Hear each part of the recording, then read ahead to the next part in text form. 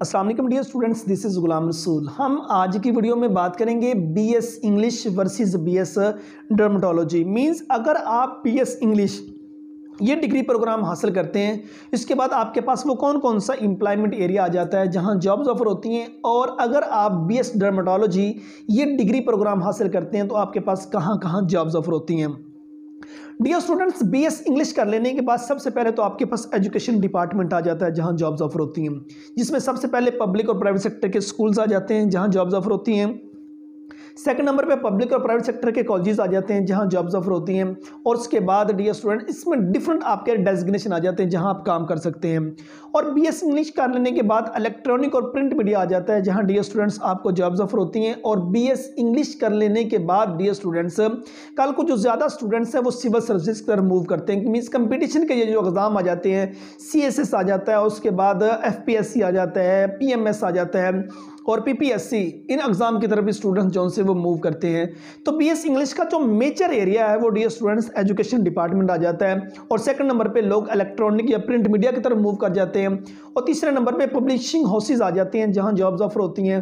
Fourth number पे international opportunities आ जाती हैं, मीन्स फॉरेन कंट्री के अंदर जॉब्स ऑफर होती हैं। और फिफ्थ नंबर पर डियर स्टूडेंट्स आपको बता दिया कि लोग कंपटीशन के एग्जाम की तरफ मूव कर जाते हैं। ये था हमारा बीएस इंग्लिश का।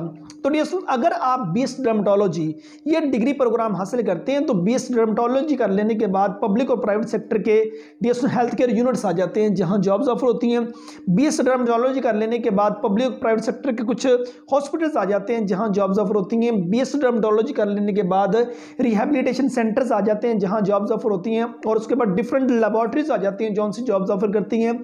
बीएस डर्मेटोलॉजी कर लेने के बाद students rehabilitation centre, pharmaceutical companies आ जाती हैं जो उनसे जॉब्स ऑफर करती हैं। रिसर्च सेंटर्स आ जाते हैं जो उनसे जॉब्स ऑफर करते हैं। और उसके बाद डिफरेंट यूनिवर्सिटीज़ और कॉलेजेस के अंदर भी जॉब्स ऑफर होती हैं। और कॉस्मेटिक्स इंडस्ट्रीज आ जाती हैं जहां बीएस डर्मेटोलॉजी कर लेने के बाद जॉब्स ऑफर होती हैं।